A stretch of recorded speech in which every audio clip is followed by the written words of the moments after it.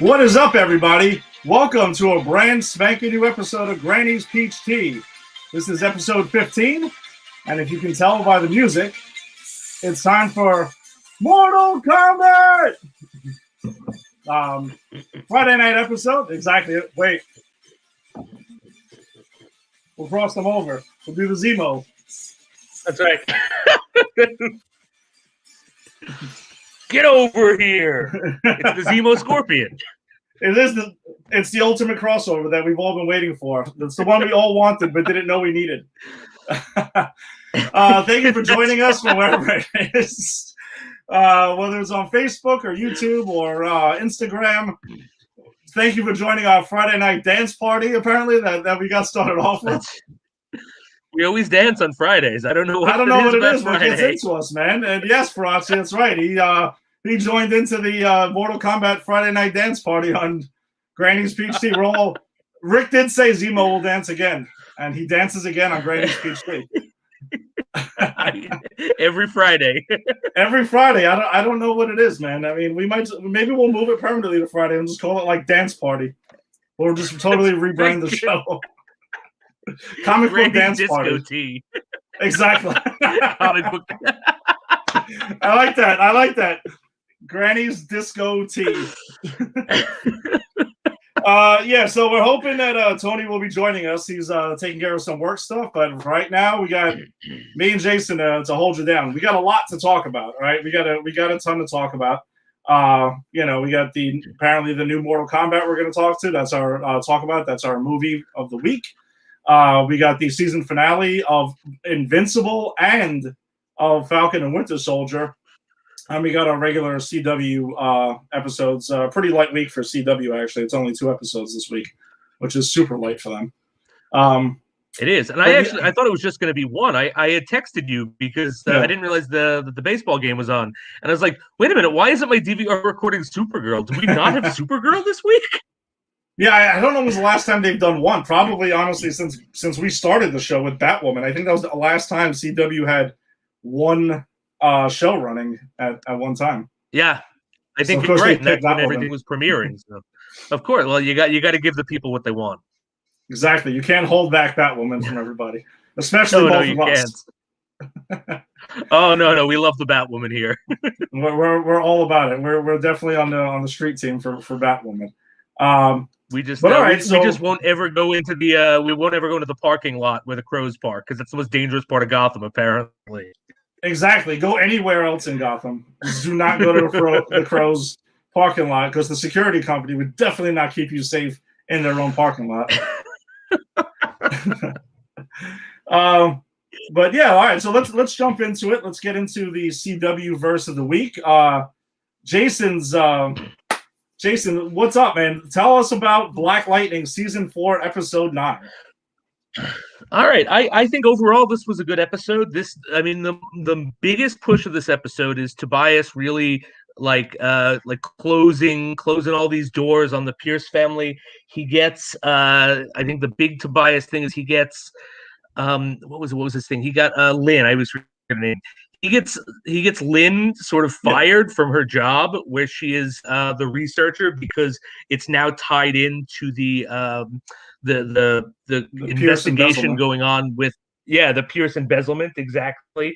That's like the big thing that he does throughout.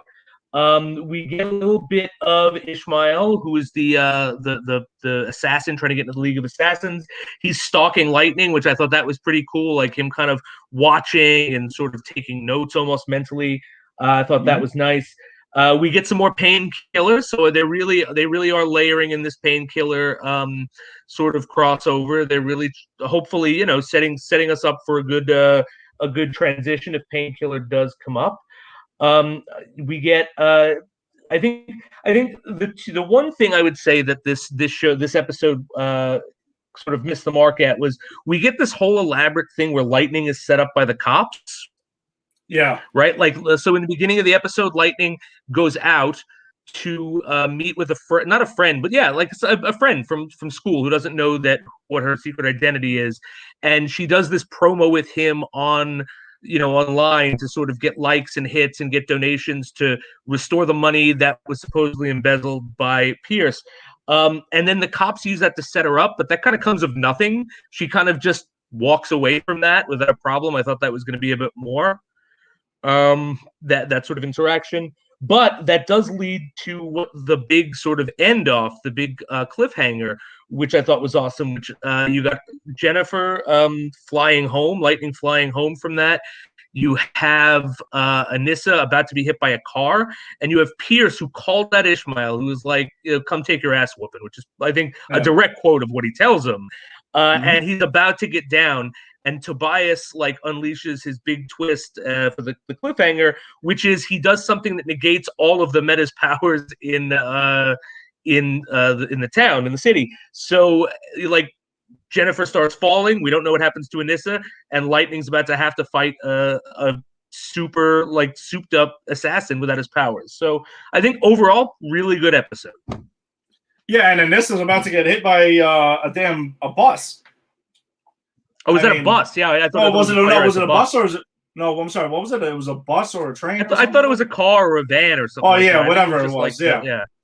It was like all three of the Pierce, three of the four members of the Pierce family are about to essentially get killed, because Tobias negated their powers, and also TC lost his power, so all the metas in Freeland are all completely like wiped out by whatever that device is that Tobias got a hold of.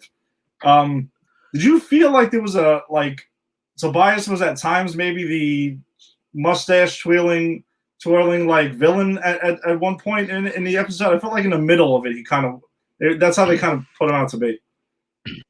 I could see that, but I mean, I guess he's always a bit over the top. So which we love. It wasn't it.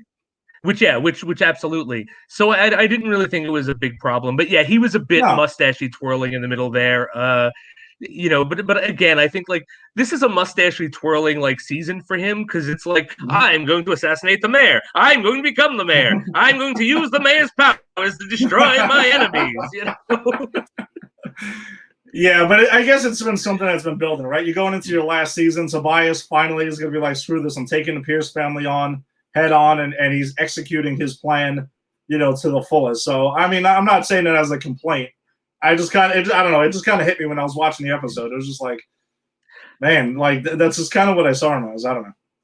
Oh yeah, but I like him. He's 3 episodes away from tying Lynn or Jennifer to the train tracks. You know what I'm saying? And I wouldn't be opposed to that. I mean, it's like whatever. I don't care. Hey, again, last season, go all out.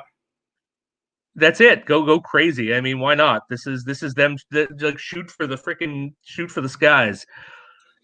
Yeah, but I also don't mind. I actually really like the fact. I don't want to say I don't mind. I like the fact that they are incorporating Painkiller into the story. So now it feels like his backdoor pilot was not just completely out of left field and unnecessary. Because if we never saw him again, like we had mentioned, it would have been, all right, that's cool. We get what you guys are doing. But now they've incorporated him into the story, so it seems more of like an organic thing that kind of like ties in. Yeah, I agree 100%. Like, I kind of would have been disappointed if it was just the backdoor pilot and we don't see Painkiller again until his own show. But the fact that you saw the backdoor pilot, but now he's still a big part of these the episodes, the 2 episodes after that. He's helping the Pierces. He had a great action scene. Where he walks in to talk to the guy, and I really enjoy the back and forth he has in his mind of like, when it's Painkiller who's putting the nails to the enemies, and you just see him in the background like, hey, we can't get information from a dead guy, and like that was a really cool scene. And then like they get the information and Painkiller kills him and he goes, I proved you wrong. You can get the information from a dead guy. Like, so I really think that their use of him is wonderful. And you're right, it's very organic, and I hope he continues, and then the spinoff organically sort of goes on. You know what I mean? Like, I hope it works like that, because I think that's the way to make this spinoff successful. Yeah, and I agree, and I think if it plays out the way it's playing out for the rest of the season, I would be more on board with this potential Painkiller spinoff that I know they're hoping that it gets picked up. There's been nothing official yet, but if they just, I mean, I think that the way they've used him this season has been really cool. Like I've never disliked the character, but I feel like it's even better this time around. The more the split personality type thing, talking to him when he's talking to villains. Even the villains are like, who is he talking to? Like, they're even fearing him even more at this point. Right, agreed. Like I've always liked the character, but they've never given him much to do outside of like, like you're dealing with the fact that you're unhappy that you lost your legs, or then now you're indebted to Tobias, and now we're controlling you. Like it's always been a one note thing, but they're really giving him a lot to do, and it's more than a one note thing. And I think I agree with you. The way they're using him is just perfect in this season. Yeah, so I'm pretty excited to see where it goes. And I mean, the cliffhanger that left us off on pretty nuts. I mean, the fact that in the three horrible situations, and even actually that scene with Lynn when she gets arrested and she goes through the whole cavity. I can't believe I missed that crazy. Scene. Yeah. I think I blocked that scene out because it was kind of harrowing to watch. When like watching her be brought in, and then they sort of they search her, and then and the cold way the police officer is sort of like, okay, now take your clothes off. And she starts to cry, and you actually see the woman get down there with the flashlight to do the cavity search. Like it was harrowing to watch. I think I didn't take a note about it, and I think I didn't remember it because I kind of wanted to block it out. But it was very powerful. You're right. It was probably the most powerful of the four like cliffhangers that was going on for the family. Yeah, and I kept on wondering. I'm like telling myself, this show is on CW. How far are they going to go with this? Like, because they kept going, right, and going and going, and I'm like, you're going to start getting like tricky camera angles here. Like, where's this going to end with this? Right. Yeah, I was wondering the same thing. It's like, how far are you going to take this? Yeah, exactly. If it was like an HBO show or something like that, forget it. They would have went like all in. It would have got like pretty graphic. Yeah, which I'm glad they didn't. Yeah, exactly. There's really no need for that. All right, so we'll see where Black Lightning heads up next week, because they're actually on next week. So there's a lot of shows on next week for CW. But let's move on to Supergirl. Oh, we are definitely on next week. There's a lot going on. So Supergirl season 6, episode 5.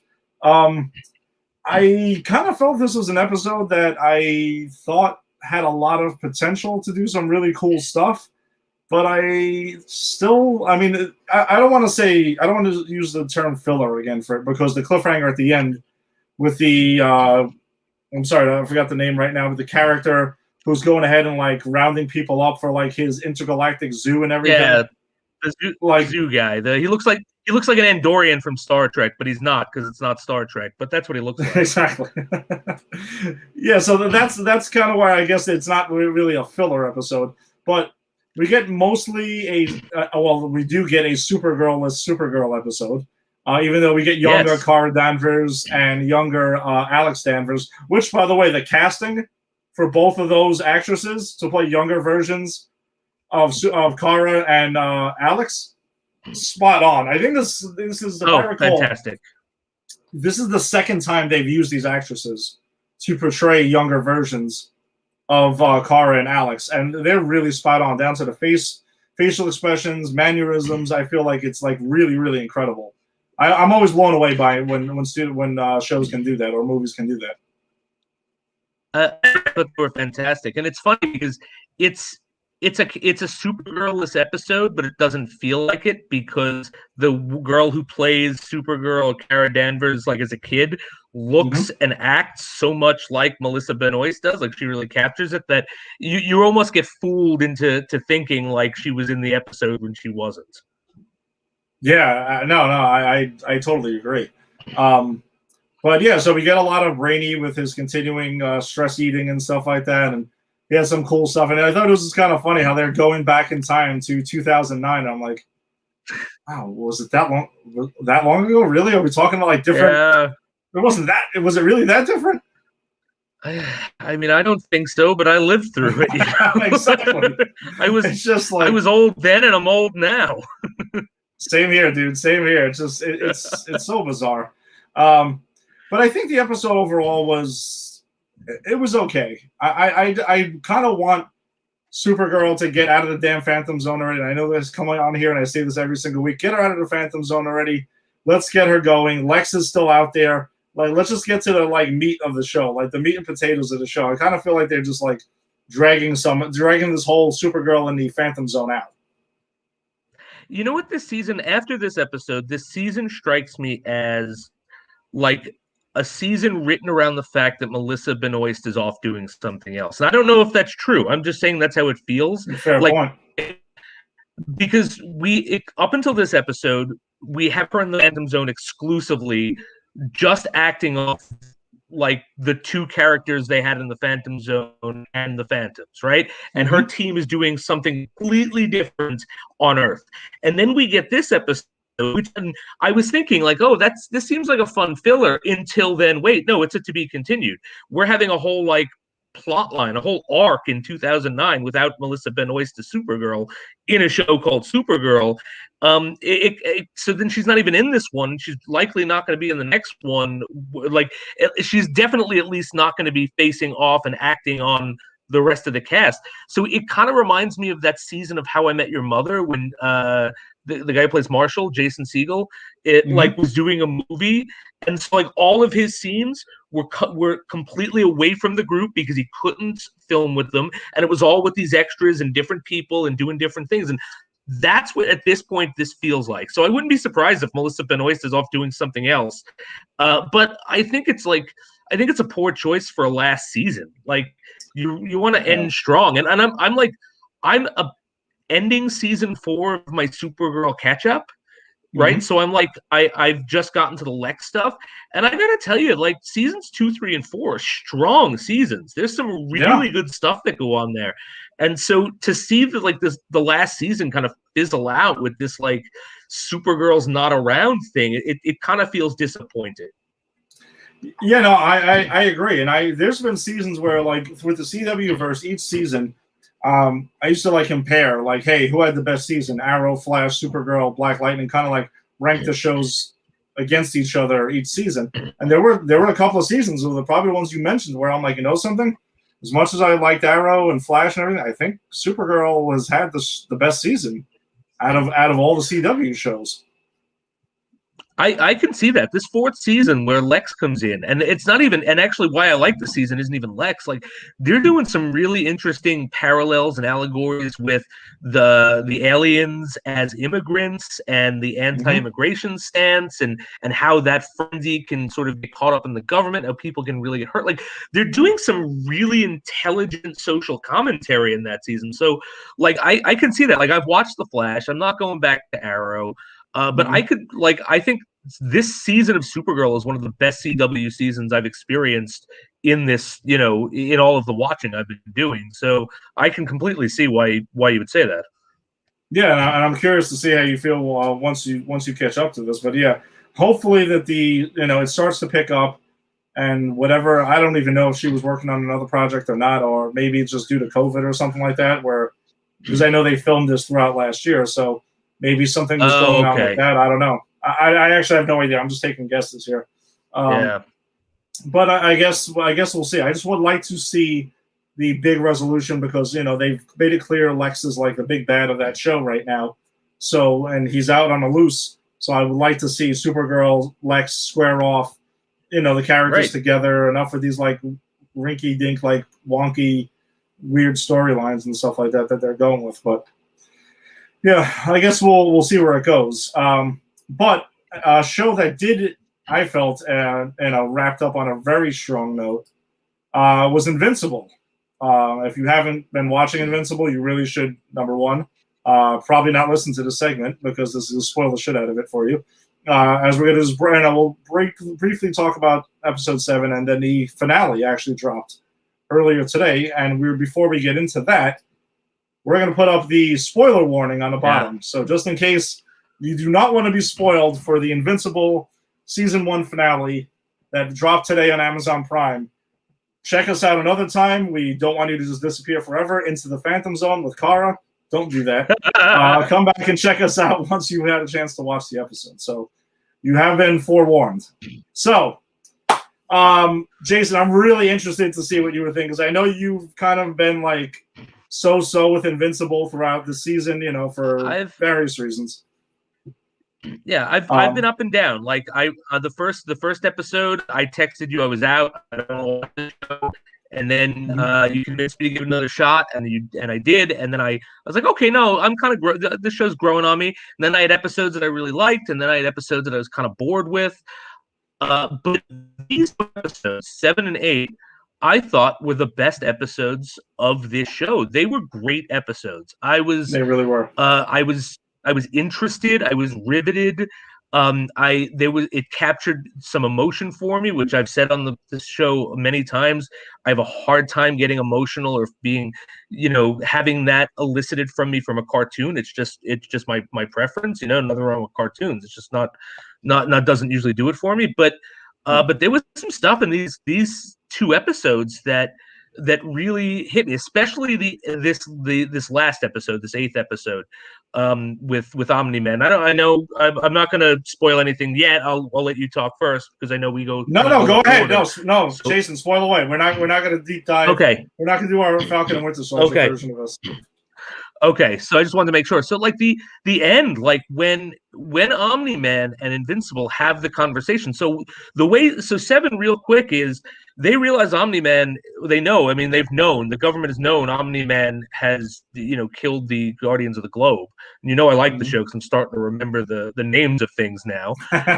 And pretty much like he has that fight with his wife, and then he leaves, and they get his wife. And it's pretty much like, okay, we know what he's doing, and now we have to stop him. And they just throw everything but the kitchen sink at this guy. Like they give him an alien that he's fought before, and they've given it steroids, and they're just like they're literally raining like destruction down on him just to slow him down a quarter of an inch. Like it's this crazy thing, and it ends with him killing. We get like the resurrection of Immortal. What's Millennial Man? The Immortal. That's it. Immortal, not so immortal. I thought was this not so immortal, which I love though because it's the Mauler twins who bring him back, and they have this collar on them. And this has to do with like I said we're gonna say Warlock because that thing reminds me of Warlock from the New Mutants, but the robot story where the robot like his whole thing was he was getting a body made for him because he's got the hots for the little girl who is the turns into the monster girl. But so they think that they've got this control collar, and they resurrect the Immortal, and they put it on him, and they go, "We command you to do this," and he just rips it off and like goes after Omni-Man. It was a very funny moment. And then Omni-Man and him fight it out. He literally like tears Immortal in 2. It ends with that was a cool fight. I don't really like gore in cartoons, but I thought that was a cool fight. And then him and Invincible have that moment of we need to talk. And then when they talk and they fight, and he's telling him, I can have another kid in 17 years. I loved your mother like a pet. I got some feelings from that because I don't think it was brutal, but I also don't think he's telling the truth, obviously, because of how the episode ends. And so the seeing the conflict in Omni-Man and hearing him say that, and then I think the art was really well done in showing like ways that he betrayed that in his face. That I thought was pitch perfect. So I thought these 2 episodes are fantastic.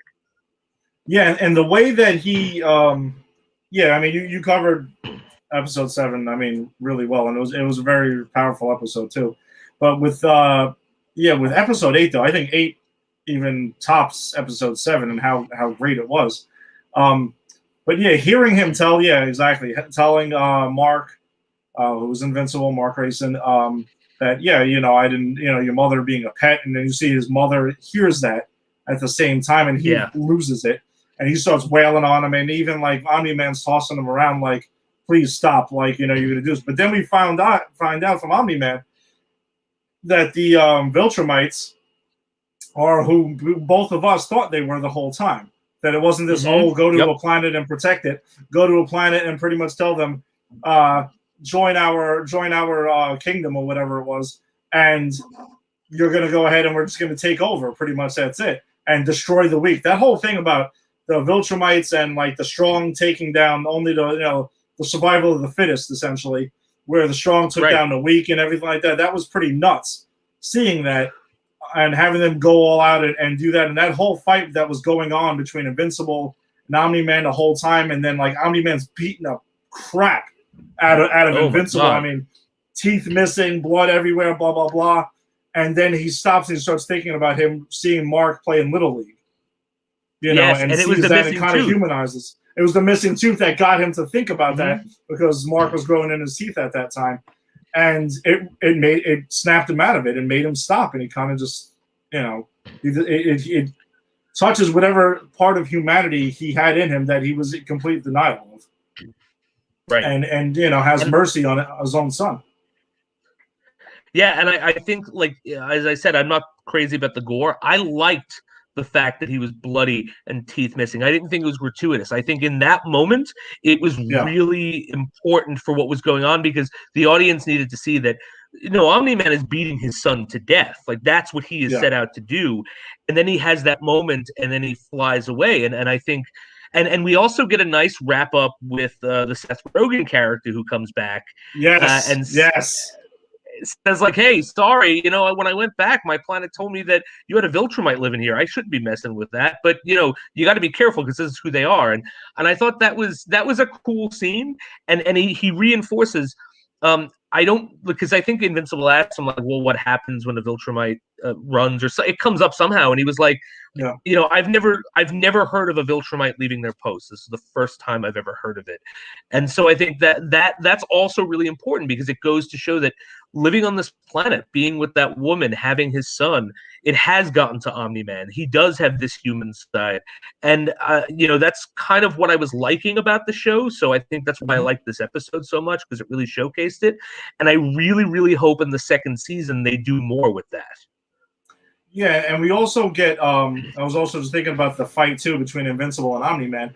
When he takes Invincible and puts him through a fucking train, and all those people that he's slaughtering and stuff like that, he's slaughtering these humans left and right. That was completely nuts, man. Like, really crazy shit there. Yeah. And I think this... And again, he was... No, go ahead. No, go ahead. Yeah, it kind of... did you see the movie Brightburn, by any chance? I haven't. I've always meant to, but I haven't watched it yet. Well, I'm not going to. I know what it's about. Maybe coming soon on Granny's PC, we'll talk about this. But yeah, go ahead. That's definitely a movie we should. Yeah. Essentially, yeah. Well, I'm not going to spoil anything, but essentially, it's and this kind of reminds me of Omni-Man in a way. What if Superman decided, nah, I'm not going to. I'm just going to be an asshole. Like I just decided I'm not going to be good.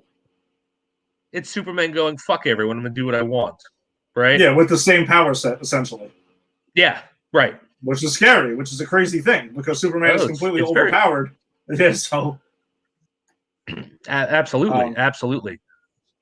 Yeah, so I thought that was pretty brutal with the whole train thing and everything like that, but really, really cool on the same side. And you also got to see the Guardians of the Globe, who kept their blood from the original team on the wall, and then Rexplode goes and starts wiping it down, and it's kind of like an earn things like screw this. We did a whole bunch of work. We've worked our asses off of this. We're the Guardians of the Globe now. Let's clean this thing off. We don't need this reminder anymore. You know, it's time to move on. And then we get a lot of the different characters getting like what they're doing or where they're going to be heading right now as the season winds down.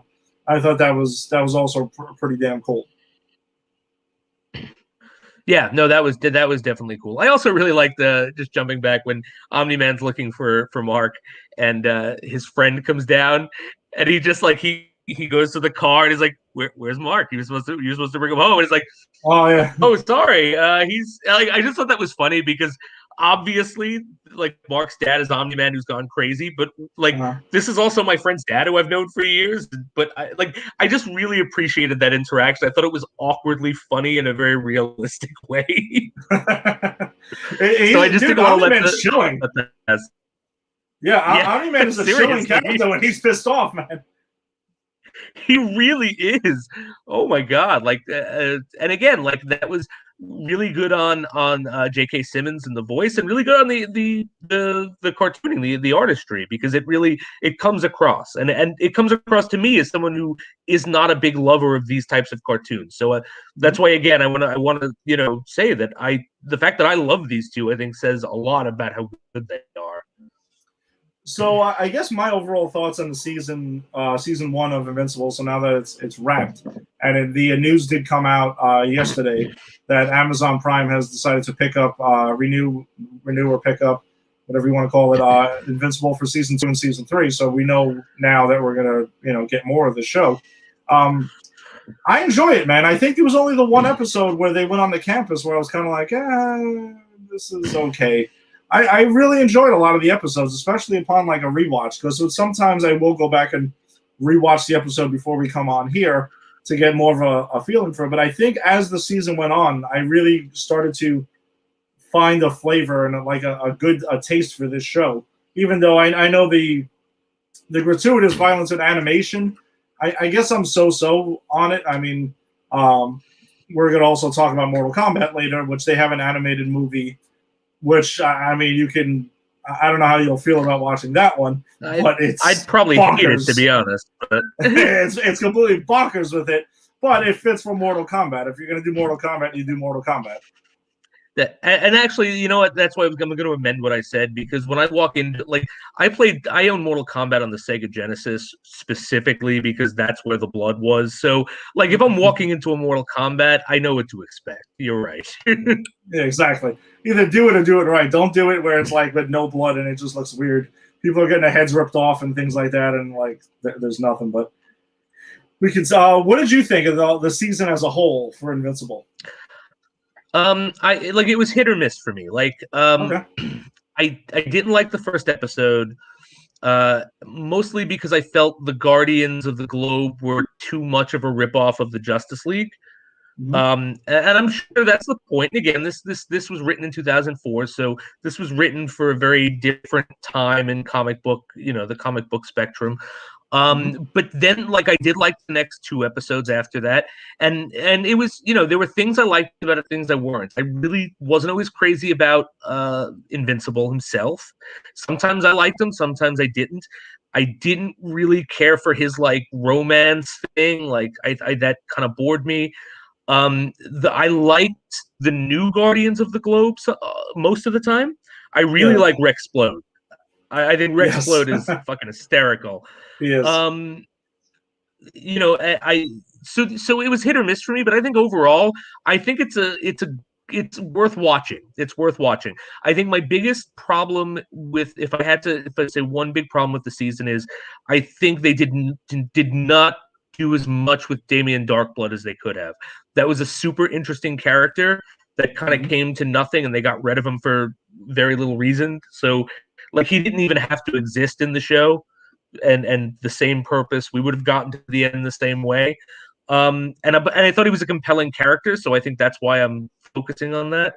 But yeah, I think overall, I think it's worth watching. Again, there were parts I didn't like, there were parts I did, but when you get to these last 2 episodes, it's really strong. And even the episodes that I didn't think were great tie in, like even that episode where they're on the college campus, like there's a part either in 7 or 8, I don't remember because I watched them fairly close to each other, where you see the government is using that technology of like those cycloptic robots. Yeah, they are. Like as a way, I think that's one of the things they throw at Omni-Man. So I think it's kind of cool that even the episodes I wasn't crazy about had an effect on this episode. Is kind of like, okay, well, at least something was learned in this episode by the government and the callback to it. So overall, I do think it's definitely worth watching if you like this kind of stuff, like superhero stuff. Yeah, and I know I wrote to someone. I believe it was it Mark, or I think it was Mark on our Facebook page, or no, maybe not Mark. It was actually somebody. It was, I believe it was Anthony.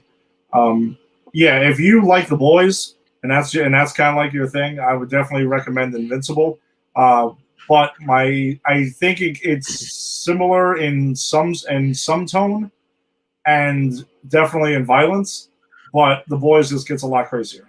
Like it goes to some really, really crazy, bizarre places that Invincible has not gone.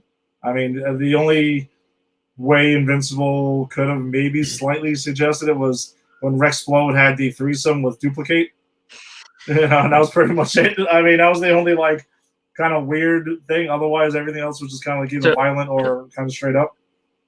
So you're saying The Boys is one of those sexy shows? It definitely takes some of its. There's some cringeworthy stuff in there. Put it that way. That has to do with sex, and I still say I cannot wait until you and Tony watch The Boys, and the reactions that are going to come out of you guys is going to be priceless. So let me ask you this question. So I'm almost done with Supergirl, right? So here's my options after Supergirl. I either go back and I watch the Legends of Tomorrow, or I catch up on The Boys. Which would you prefer me to catch up on first? For the sake of the show, I'm going to say Legends, because Legends actually starts on Sunday. Okay. So next week we're going to be talking about Legends. But once the CW wraps, you need to go to The Boys, and I think we might have to have. I would like to see you and Tony. I wish you guys watched it at the same pace, so we can have a brief segment of us just talking about what your reactions were for that week and what you watched of the week. Maybe we will, since the schedule is going to lighten up a little bit with some of the TV shows. All right, so I'm going to hold off on The Boys till we get there. Yeah, hold off onto it. I think Legends is the way to go right now. Legends, if you've seen the trailers, is completely insane to begin with, and it looks like they're just going to keep pushing the boundaries on their own insanity. But they're CW though, so they can't go as crazy as The Boys has gone.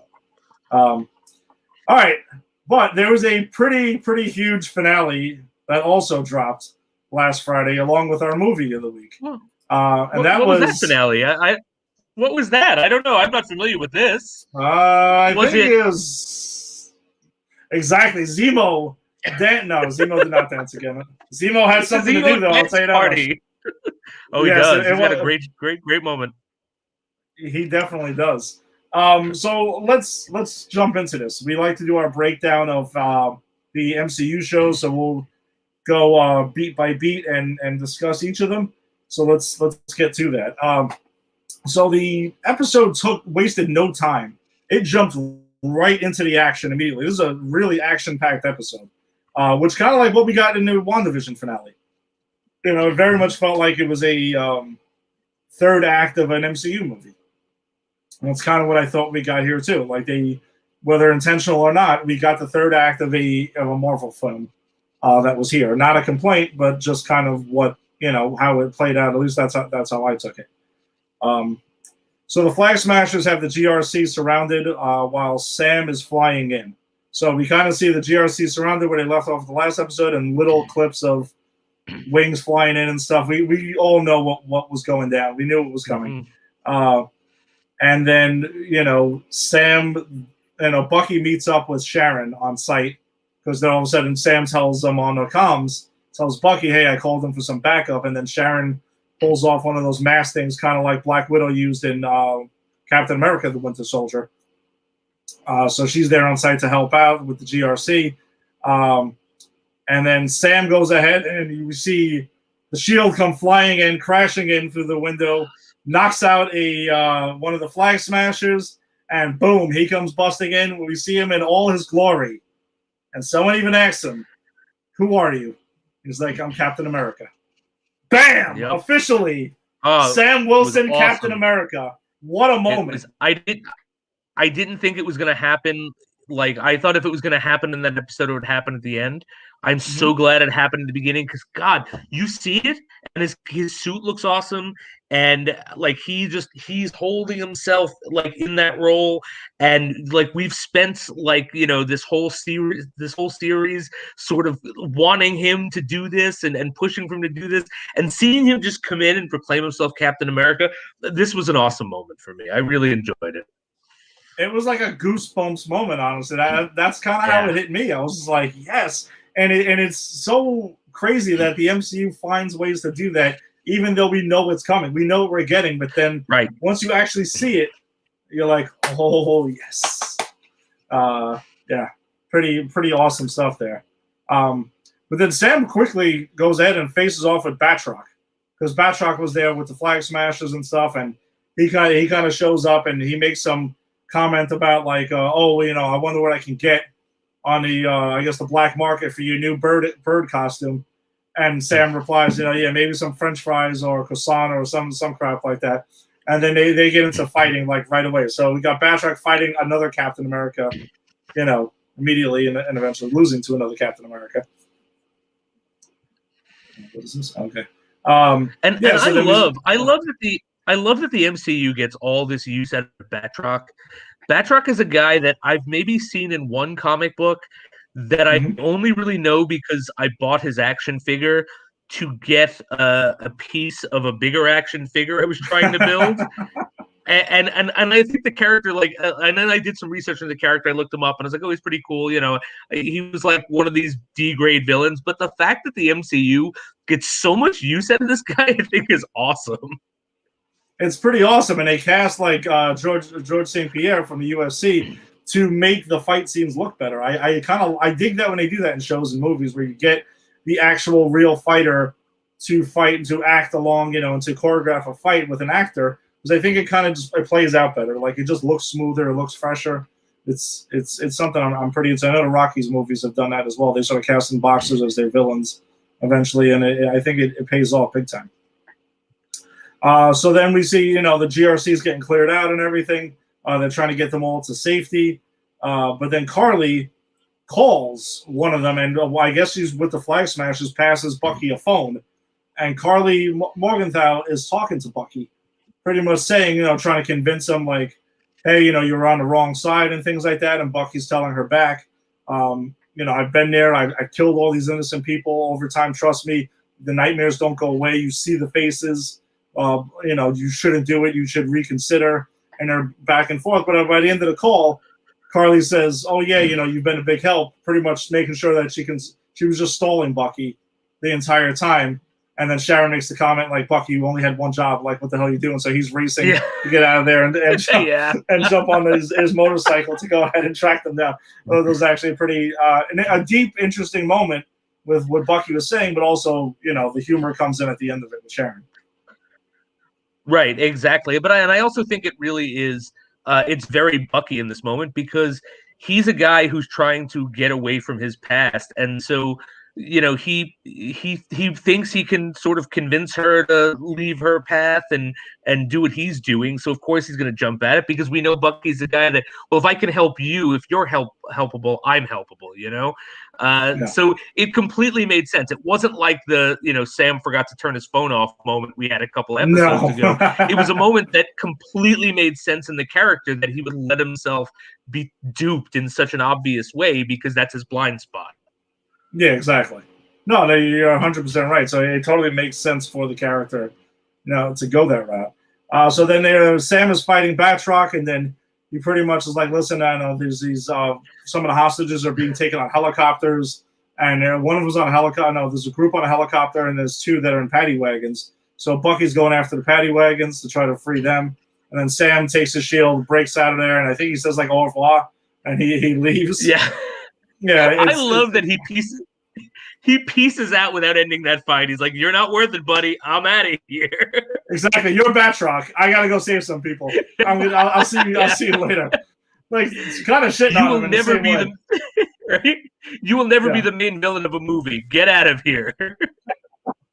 So, but then we see Sam, like flying in, using the whole, his new wings, because his Captain America suit's got the wings, and it's kind of like a combo thing, which I really, really dug. Like, I love the fact that he has his own, he doesn't have super soldier serum, which he does say later in the episode, but he has his own power set.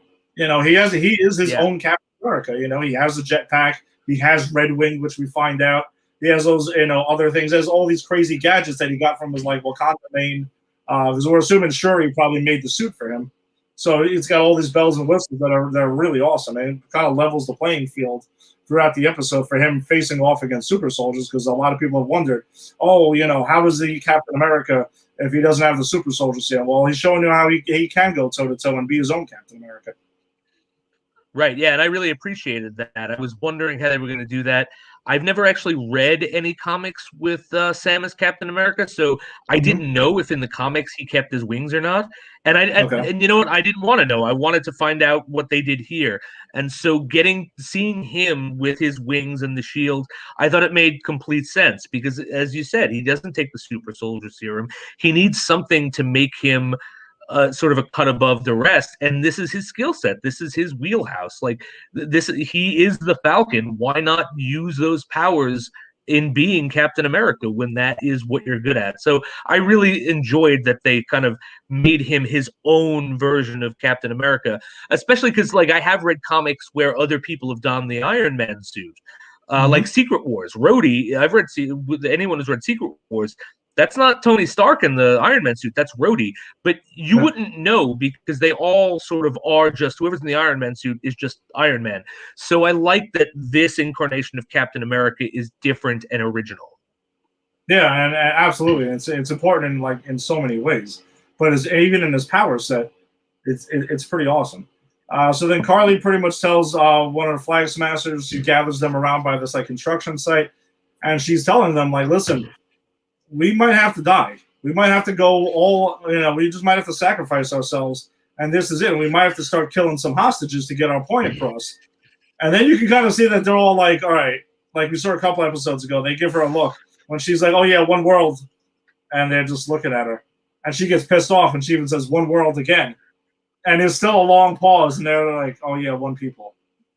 One people. So Carly's, like, gone off the reservation at this point. I mean, I think we both agree. We understand where her and the Flag Smashers, their concept is coming from, but you start losing people when you're like, hey, we're going to start killing innocents and stuff like that to get our point across, and that's what turns you into a villain, essentially.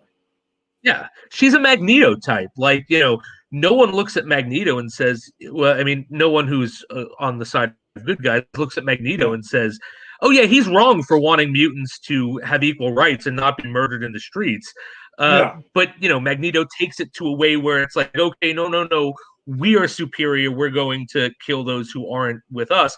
And I think that's what Carly Morgenthau is going through, right? Like, it's the Magneto thing. It's like, you have a good idea. We understand where you're coming from. You're just taking it to such an extreme that you have to be villainous to get behind what you're doing. Yeah, no, 100%. So then Sam goes ahead and he engages one of the Flag Smashers, and then John Walker shows up on the scene with his forged shield, with his, back in his Captain America suit. Yeah, it's just his shield. Sorry, his shield. No, that's great because it's the truth. His shield is a joke in this, and he sees it fast. He flings his shield. Carly kicks it away like it's a freaking a piece of tin foil. He sees that, but I know there's one point where he's fighting some of the Flag Smashers, and I guess on his side of the shield though was the I guess it was Lamar's medal, his badge, I guess. And he sees it, and you can see it motivates him to keep on going. I guess that's why he put it there, to keep his motivation going. And then Carly also says when he shows up, oh, I didn't mean to kill him. I don't mean to kill people that are insignificant, to my cause or whatever. And he's like, what? Lamar's life was insignificant? She's like, well, what? Not to my cause. And that's when he snaps and starts going like ape shit on the Flag Smashers. And I think that's a moment where you're kind of starting to get on the side of John Walker a bit. Now you're kind of like, all right. I mean, personally, so I'm like, damn, dude, like your best friend who got killed in action, who that's why you snapped before, because you can clearly see throughout this episode too, he has moments where he snaps because he's just, I still think it has a lot to do with the PTSD from whatever they went through in Afghanistan, which I would hoping that we do get to at some point in the MCU, whatever form that's in. Mm-hmm. I would hope that they touch on that story because I think this is some interesting stuff there. His shield gets kicked away and gets the crap beat out of it and thrown away like that. And you see it all dented up and beat down, and it's pretty much the end of his forged shield of metal that he tried to do. And there's a point where he throws it too, and it doesn't retract back. It doesn't not obey the laws of physics, and he's just kind of like, oh god, like what the hell is this thing? The stuff with his shield is funny because I'm thinking like, what metal could it possibly be made of? Like iron, steel, maybe? Like what metal could you get your hands on and make it in your basement, But I do want to give it to John Walker. He does have a moment of redemption. I do think you're right that the writers wanted us to kind of get back on his side here, because he has a moment where he could continue to fight with the Flag Smashers, or the bus full of the people, the hostages is about to go over, and he does try to pull it back, and he does sort of work with tries to work with Bucky and Sam to start saving people. And I think that was like a okay, this is a redemptive moment. Yes, he killed someone in cold blood, but I think, as you said, like, there's some possible PTSD, there's some possible issues that we don't know exactly what causes him to go off like that. But his heart is at least in the right place. When push comes to shove, he's not going to let a boat full of or a van full of innocent people die. And I think that was a nice moment for him. Yeah, no, I think it really is, and they definitely picked their spots perfectly, because you're right. He's like, all right, I'm gonna rescue people. I'm gonna work with Bucky, and then I thought it was something that was really crazy too, though, is that Sam shows up, right, and because Bucky and Walker are fighting with the Flag Smashers, and Sam shows up though with the wings, and essentially pushes the the paddy wagon full of hostages back up, using his pack and whatever flew out of his wings. And it's really showing off more of like the new, skill set and power set that the new Captain America has.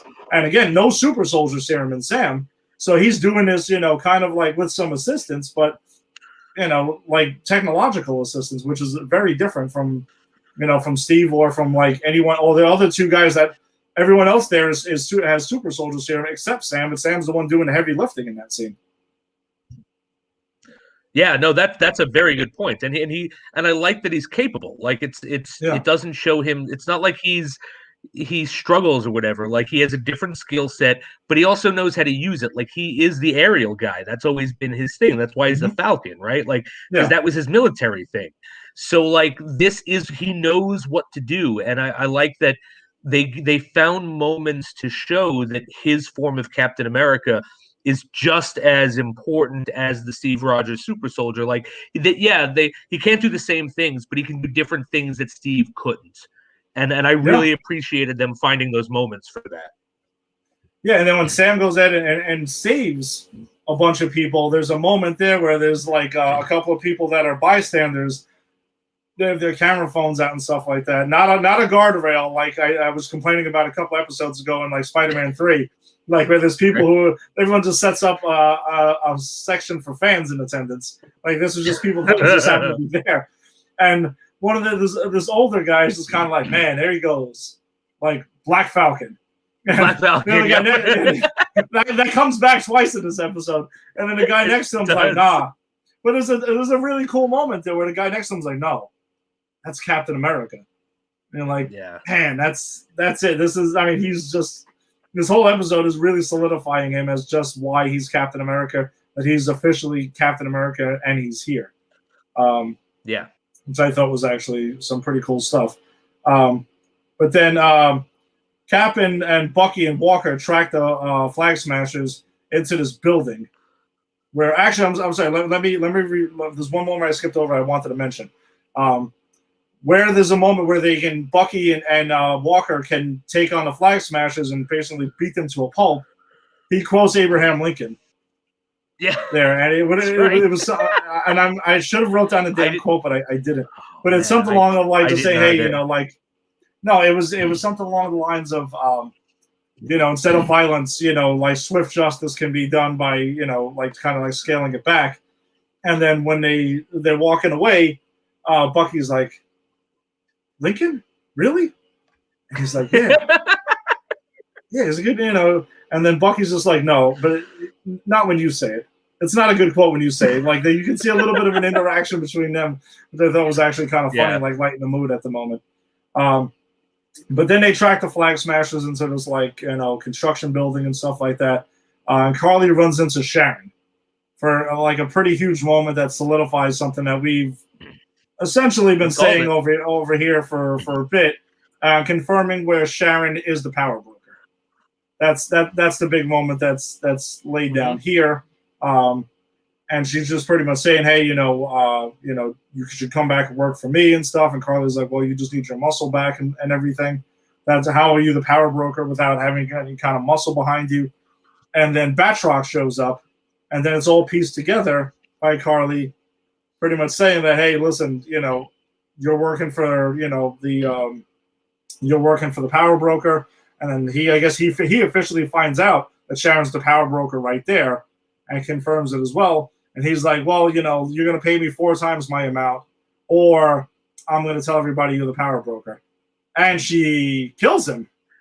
Yeah, she does. She's Batroc right there. Like, no hesitation. You're done, buddy.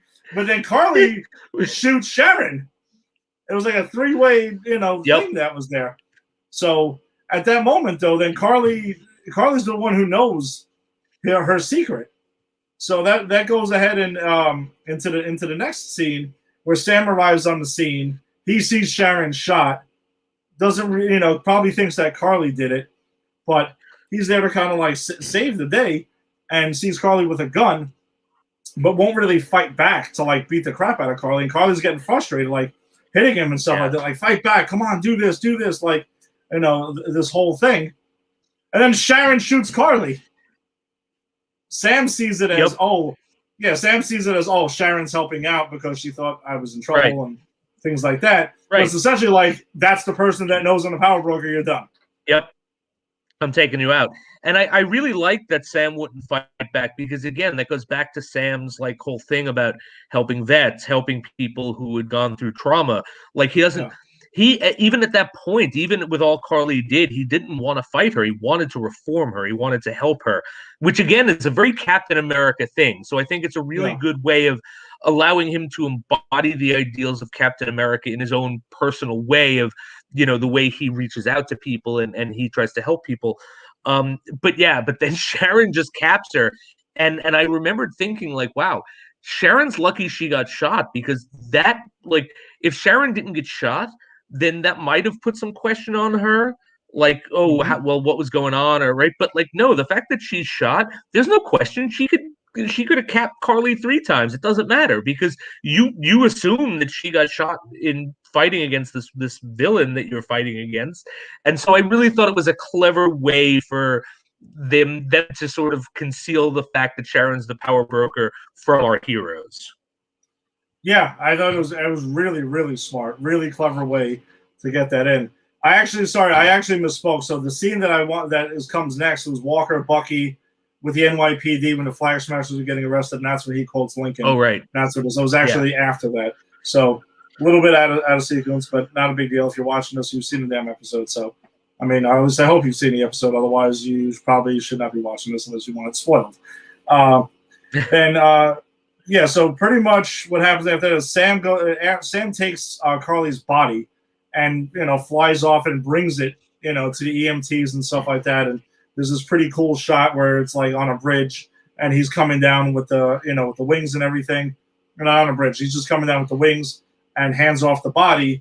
And, she's going ahead. And then the GRC members that are there that were hostages are on site there. And then Sam has a whole, he kind of talks to them a lot, just pretty much saying like, look at to the extent, of what you think about what you guys are doing. And look at the extent someone's willing to die.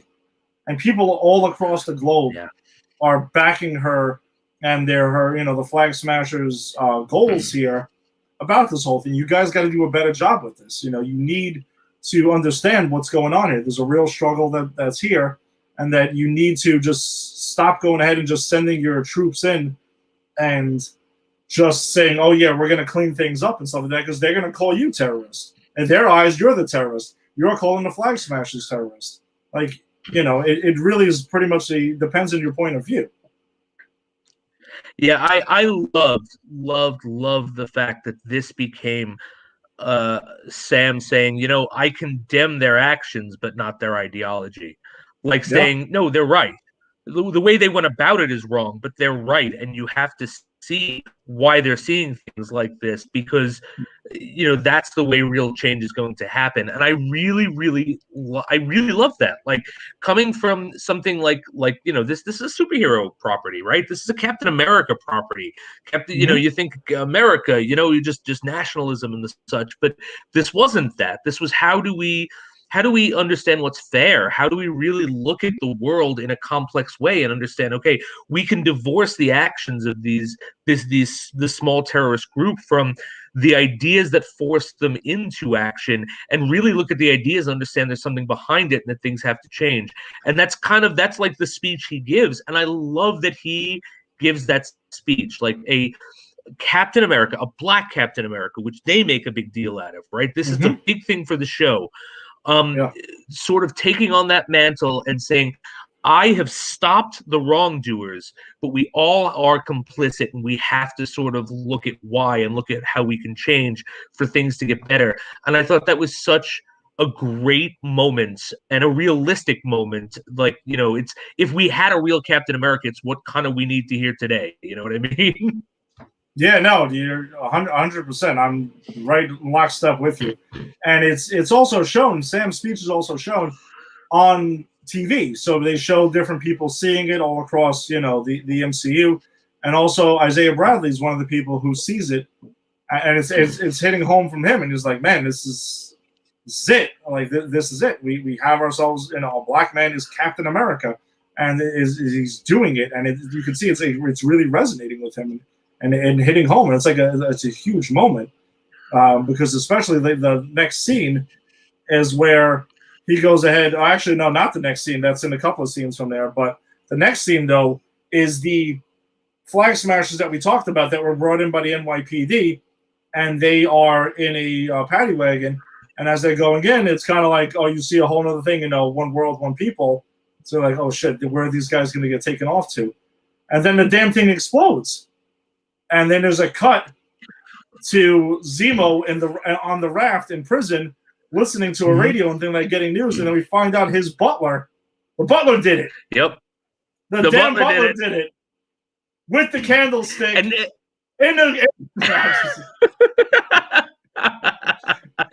Man, I wish we could cover Clue. That's a great movie. That is a great movie, actually. With the candlestick, with Colonel Mustard. No, no, but yeah, but that took me by surprise. I had to rewind that. I was like, I missed it. I was like, what happened? Oh my god! And it's so subtle because Zemo just sort of goes. And he just kind of lays down, like, after hearing it, like the explosion. It's like, it's so subtle that he did it. And then I was talking to one of my students about it, because we, as I said, I talk to my students about this stuff after class, and they were like, man, Zemo got the last laugh. Zemo was really the winner of this show. And I'm like, yeah, he got everything he wanted. Yeah, he absolutely did. Zemo won. Zemo danced again, even from prison. He danced again.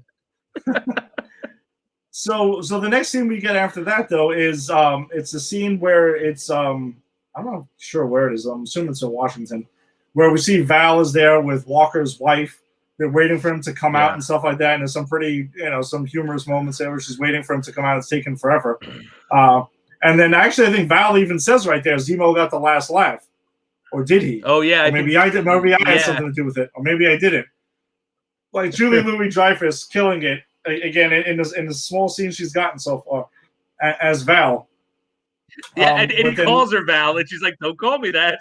Yeah, don't call me that. Walker finally comes out though, and he has his black suit, which is the black. They replaced the blue with the black, and it's his comics accurate U.S. agent suit. And then Val brands him, where what's coming up. We don't need a Captain America, we need a U.S. agent.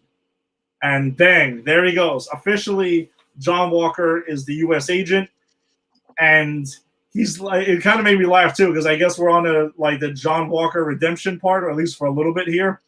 And it's like, yeah, I'm back in the game. Woo! Like he's just like so hyped up about this. That actually made me laugh. It was pretty funny.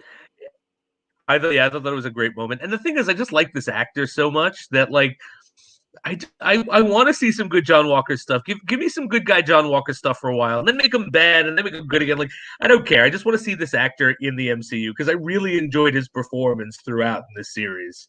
Yeah, no, he was dynamite, man. He really did a great job in the show.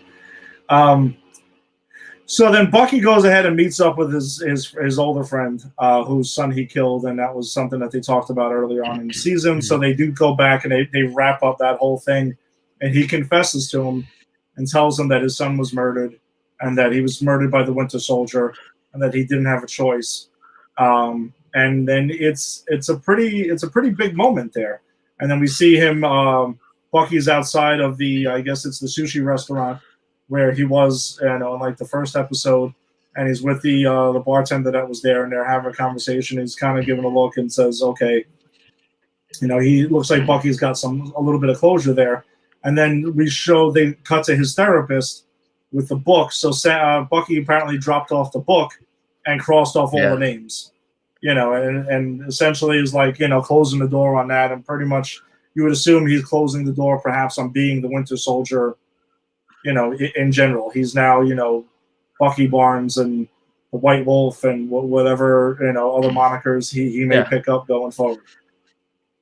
Yeah, he's made his restitution. Like he's done what he set out to do. He wronged people. He needed to right some things, and throughout this, he righted it. And and I like that. I like the symbolism of just the book with all the names crossed out, because that book was it kept coming back throughout the show, right? And it was established. It was something from Steve Rogers. So the fact that there's closure with that book, and that is how we kind of find out that he's put his past behind him. I think that was really a powerful way to do that. Yeah. So along with Sam's arc, of becoming officially Captain America, Bucky's arc I thought closed out pretty nicely too, where he's kind of like, put his past behind him and he's going to move on. And there's also a moment earlier in the episode where Bucky's saving some people, and then people are thanking him, like, "Thank you, Sergeant Barnes," and things like that. And you can kind of see it's like, wow, I'm getting thanked now. I'm doing the right thing. Because the stuff that we see him in Infinity War and stuff like that, no one's around. I mean, besides obviously the people that he's fighting in there, stuff like that. So there's none of that. So now it's just kind of like he's getting the gratification to say, someone actually saying thank you for what you've done and what you're doing. And you can tell it's definitely resting with him well. So then we get Sam visiting Isaiah Bradley. So he goes back to Baltimore, and then if I remember correctly too, his grandson calls him Black Falcon again, and he's just like, "Man, you got to learn some manners there," which I thought was pretty great that kept on coming back. But then he has a conversation with them, and then he's just like, "Hey, actually Isaiah corrects them and says, he's not a Falcon no more, and That's then right. you get that." So I thought that was actually pretty cool. They have a conversation there. Sam's trying to like lighten things up with him, and then they even ask, like, "Do you ever lighten up?" He's like, "No." His grandson's like, "No, never. He doesn't lighten up." But then Isaiah tells him, he goes, "Listen, you're not Martin. You're not Malcolm. You're not Nelson Mandela." And essentially, he's like, "No, I know I'm not. I'm not trying to be any of those guys. I'm trying to do it my way. I'm trying to do my own thing here. It might get me killed, and there might be a lot of people might hate me out there for it, but I'm going to do what I got to do." And then he tells him he wants to go show him something. So, and I thought it was a really, really awesome moment. And honestly, like, it maybe even like like choking up a little bit, where he takes him to the Smithsonian, takes him to the Steve Rogers Captain America exhibit, and then they reveal a statue of Isaiah Bradley, and a whole part of the exhibit telling Isaiah Bradley's story of what he did, for the country, and you could say his time as serving as a Captain America. So I thought that was really cool. You can see it touched Isaiah a lot. It really hit home there. Yeah, and I think it was an important moment too, because part of the arc, part of Sam's arc, is sort of not just him becoming Captain America, but him sort of bringing, shedding the light in the places that, the dark places that the Captain America legacy has sort of resided. And I think Isaiah is one of those things, in the sense that we talked about he was tortured and he wasn't able to see his family and all this stuff, and then he was a criminal and got no recognition. So at least this is a symbolic, like, no, you know what? I'm not. It's not just me stepping up as Captain America. You were also Captain America. You also get some of this recognition. You also are part of this history, and now you are officially part of the canon history in this museum. And I thought that was a great like moment. Sort of one of the finalizations of the arc that Sam was going through, to be able to share that moment with Isaiah and give him that for his sacrifice and his service. Yeah, I thought it was really, again, hitting home, and really, really outstanding stuff there. So then Sam and Bucky, they return to Louisiana, and they kind of have like an party, like I guess by the boat and everything. And you see Bucky like holding up, playing around with like Sam's nieces and nephews and his nephews. And I thought that was really cool. Everyone's just kind of like happy, having a good time. Yeah, exactly. And he's like fighting with them a little bit, I guess, like that. So I thought that was cool. I mean, I'm guessing that whole thing was resolved. They didn't really say specifically whether I guess the money was taken care of and they backed the business and everything like that. I'm assuming that's what that symbolizes. They don't actually say it. So that's cool to see. But then there's a cool shot of like Sam and Bucky together, kind of like looking out. And then you get the title that drops, and it says Captain America and the Winter Soldier. So we joked about this. I thought it, honestly, because he's not the Winter Soldier either. So Sam's not the Falcon. Should have been Captain America and the White Wolf. That's what I think. I agree. Because they do even reference White Wolf in this episode when Dora Milaje They do, yeah, that's right. Yeah, that's so right. It's like it is an official title. Yeah.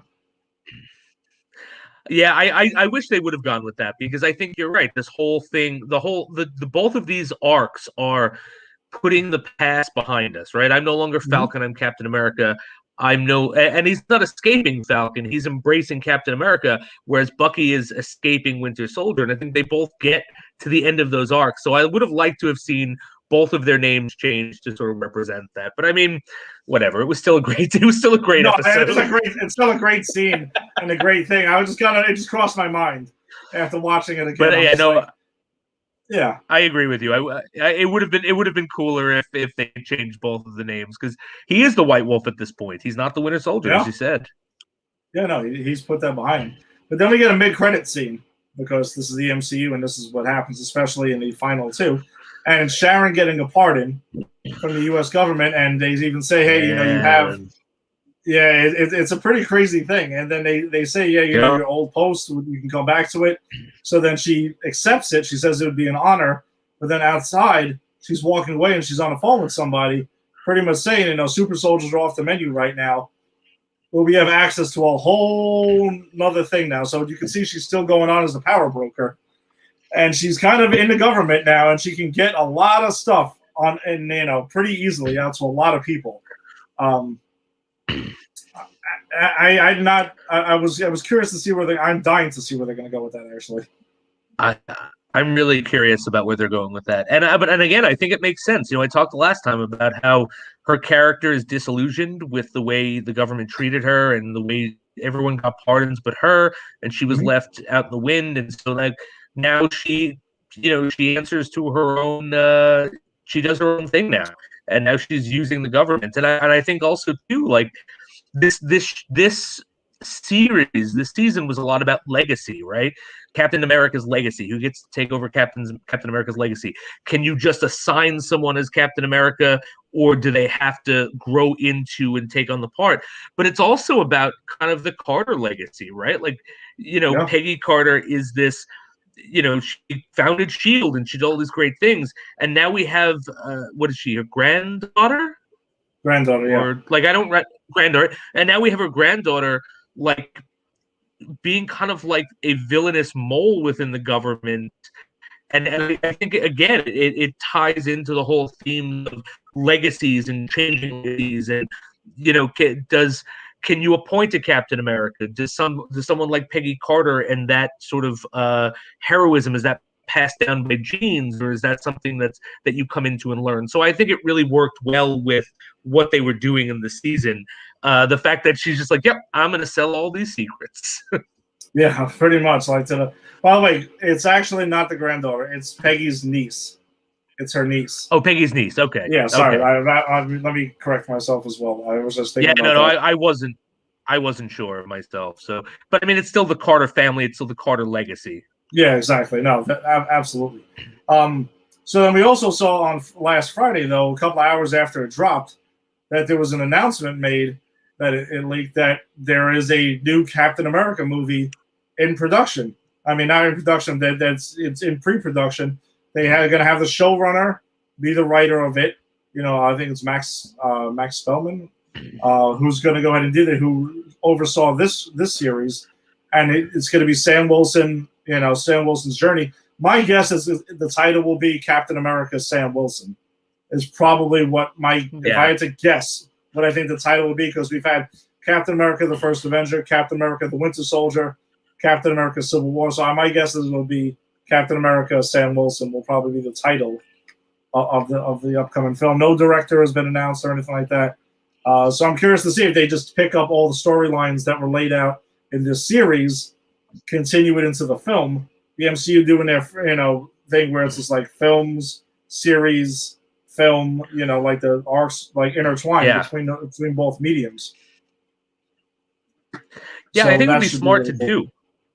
Yeah, I think absolutely. it would be smart to do, because this worked, and if like they set up so much, like I would have no problem going to see a movie with Sam Captain America, and you give me White Wolf in it, and you give me Sharon as a broker, and you throw in some USA agents. Like I'm all aboard for that, because this was fun as hell. So I don't mind seeing it in a movie. Yeah, no, without question. So I think there was another thing that was actually really interesting too. That came out. Was it today or was it maybe yesterday that the story came out? So they were also talking to the showrunner of the series and asked him some questions about it. Now, one thing he said was that he was considering trying to have Spider-Man appear in this series, and then Kevin Feige shot that down because he's just like, listen, that's going to take the focus away from Sam becoming Captain America, so we don't want that, which I think was a very smart move on Marvel's part to do. But the other thing was there was talk of a Steve Rogers cameo. So there's talk of a Steve Rogers cameo.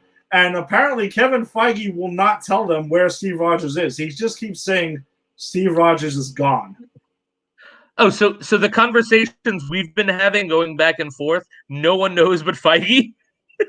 Apparently nobody knows but Feige. So they have not actually said whether Steve is dead or is he just old man Steve Rogers. So it's still technically up. I thought it was awesome, actually, that nobody actually knows. And I love Kevin Feige playing it close to the vest like this, and still leaving the door open to that speculation of, is that story that we talked about on our first episode of Chris Evans coming back in some shape or form as Steve Rogers. And that story did say Steve Rogers and never said anything about Chris Evans coming back as Captain America. So I think that's also important to note. Yep. Because again, I don't think we're ever seeing Steve. Never say never again, as James Bond taught us. But yes. I don't think in the foreseeable future we're seeing Chris Evans in the Captain America outfit again. But I would not put it past them to have him do a Steve Rogers cameo. No, and I think it would be as old man Steve Rogers or alternate universe or something like that. I mean, right. I think Sam is Captain America, and that's pretty much that moving forward. So I think if we do see Chris Evans, it will not be as technically as the MCU's Captain America. I think that's kind of safe to say, but we'll see when that actually plays out. So no MCU for us for a little while, not until Loki, man. They're not going to have any MCU June? Content. Yeah, it's going to be June. So we're going to go about a month or so without no MCU. This is going to be kind of nuts. It's weird. I think maybe we got to start dipping into Marvel films soon then. Oh, well, perhaps MCU Marvel films before we get to that. I never said MCU films. I said Marvel films. I like it. All right, so why don't we get to our movie of the week? It's all right. It's a pretty big one that dropped. Mortal Kombat.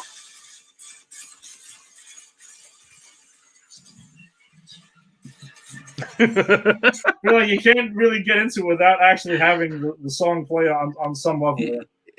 You need it. So we're spreading our wings a little bit, like Sam Wilson is now as Captain America, and we're gonna go outside of the comic book genre for some content here and go into the video game genre. Some people on our page, mainly Professor, was talking about some video game stuff and things like that on here, and I'm kind of like, something? Maybe we could go outside of the comic book genre and tackle some video game stuff. So we got to, on the same day, go ahead. I know, and the fact that I really, really, really want to get Tony to watch Super Mario Brothers and hear his thoughts on it. When Eddie texted me and asked me my opinion, I was like, I'm all for it for that reason. Bring on Super Mario Brothers.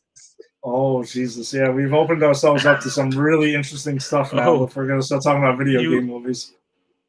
We've opened a Pandora's box that cannot be closed, my friend. All right, so yeah, this dropped on. Both of us watched it on HBO Max. We didn't go to the theater to check this out because if you can get it for free at home, really, why would you? It would take a special kind of movie to really go out there and check that out. As I did see Godzilla vs. Kong on IMAX, because that just kind of needs to be seen on a massive screen. Mortal Kombat, I mean, I think a regular screen kind of does it justice. All right, so I watched this film twice, and I just watched it for the second time before we went on, and I wrapped it up about an hour before we started the show. I dug it a lot more the second time around.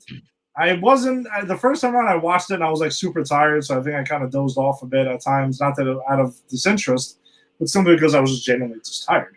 And I'm someone who's a fan of the video games. I loved Mortal Kombat. I loved Mortal Kombat 2, Mortal Kombat 3. I didn't like so much. I played a couple of the other ones after that, sporadically, until I ended up retiring from video games in general, just for whatever reason that is. But fighting games have always been fighting games and sports games have always been like my two favorites. Mortal Kombat was one of them. So I think the movie, I enjoyed it. I didn't expect an Oscar winner. I didn't expect Citizen Kane. I was not going for this. I'm watching Mortal Kombat. So I going to see give me some cool CGI, some cool action sequences, give me a coherent story, and I'm gonna be satisfied. And I was satisfied. The first time around I saw the movie, I was like, okay. There's nothing to write home about. I'm not saying it's the greatest thing ever, but I was entertained. I enjoyed it. I did like it. It's a vast improvement over the original. What was it? The 1993, 94. I believe that came out. Christopher Lambert as Raiden.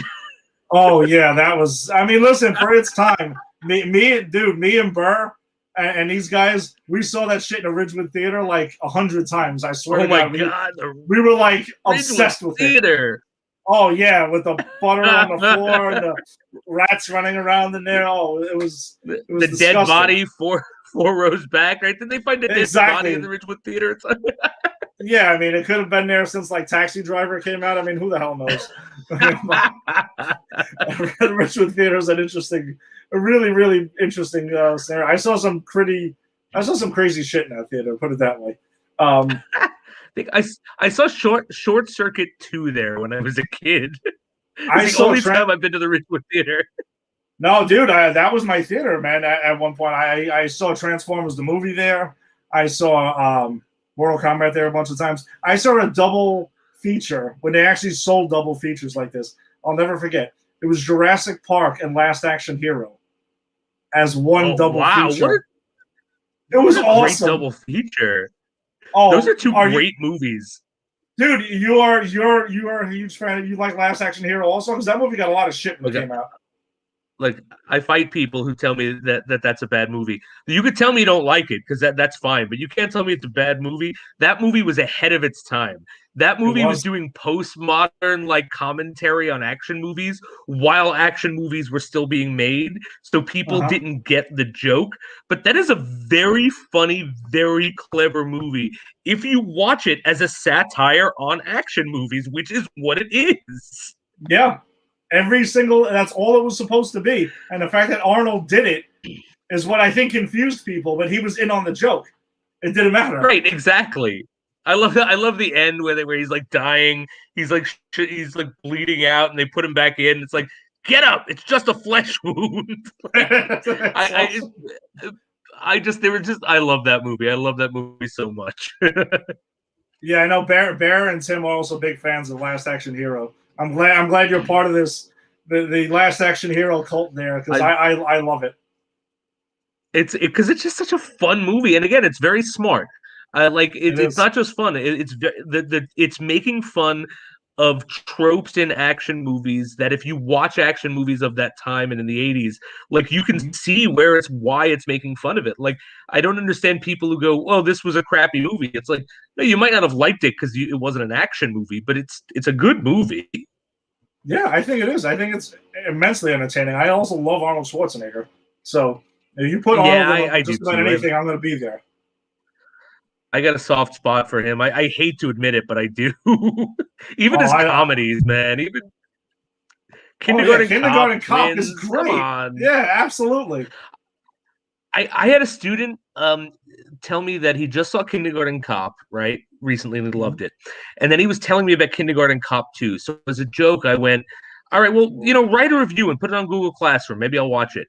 He wrote a review of it. He liked that as well. And I was just like, wow, how is Kindergarten Cop still playing? Like, how do kids like who are in high school still enjoy this stuff? But they do. That's actually really cool to hear. I'm excited. I'm happy to hear that, man. Love Kindergarten Cop. There's still hope for the youth. That's a great movie. Well, all right. We've gone off the rails. We've gone into Last Action Hero. That's right. Sorry about that. We'll rein it back in. But if you do live in Queens and Ridgewood or Glendale, the Ridgewood Theater on our age, will hold a special weird place in our hearts for the Ridgewood Theater. So I think the opening scene in this Mortal Kombat was fantastic with Sub-Zero and Scorpion, and that whole thing was pretty great. Where Sub-Zero goes in and wipes out his family, and they establish the rivalry between the two. Something that the original movie didn't touch on at all. Like Sub-Zero and Scorpion were totally shit on in that movie.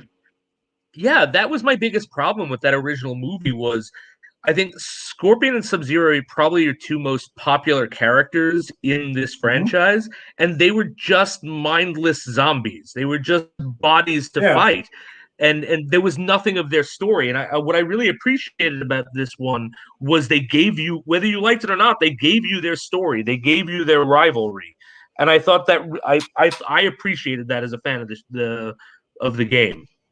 Yeah, I thought it was tremendous. I also loved how Sub-Zero took out Jax in their fight, where they actually gave the explanation of how Jax lost his arms, and he freezes them off, and pretty much explodes them, and he throws Jax off this whole thing. Which, by the way, the way Jax would have landed, he would have been dead. I'm sorry, he would have been like. I actually got my wife to watch this, Regina to watch it with me, because she used to play this game as a kid. So I was like, hey, let's watch this together.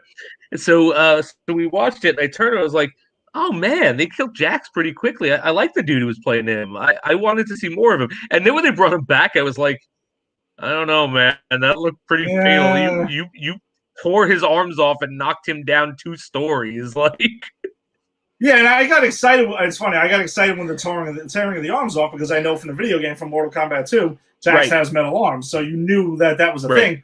Well, just that you kind of threw him in face first off of like 2 stories of a building. You kind of be like, I think this guy's dead. Whatever. We're talking about Mortal Kombat. Who cares? I'll let it go. Kano's original fatality featured in it was a huge high point for me, where he rips the heart out of that thing. Kano was my favorite character in this movie. I thought he was tremendous. Kano is everyone's favorite character. The man was amazing. The character was amazing. And let me tell you, the moment I was all aboard this movie, right? Because I have these moments, and this is a crazy movie. This is a movie that, again, it's not Citizen Kane. I didn't want it to be. I wanted a crazy fucking action movie with fighting and ridiculous over the top gore like the game, and that's what I got. And the moment I was all in on this movie is when Kano rips out the lizard's still beating heart and goes, Kano wins. I was like, yes, he does. I thought that was awesome. Oh man, it's like, I see people complaining about this movie. It's like, this is a Mortal Kombat movie. What did you want from it? Did you want Kano reciting Shakespeare? Yeah, exactly. Come on, guys. Like, lighten up. And if you're not familiar with the source material, I can see where you're like, all right, this is probably ridiculous. But if you're familiar with it on any level, you got everything you wanted. So we got a Kano fatality.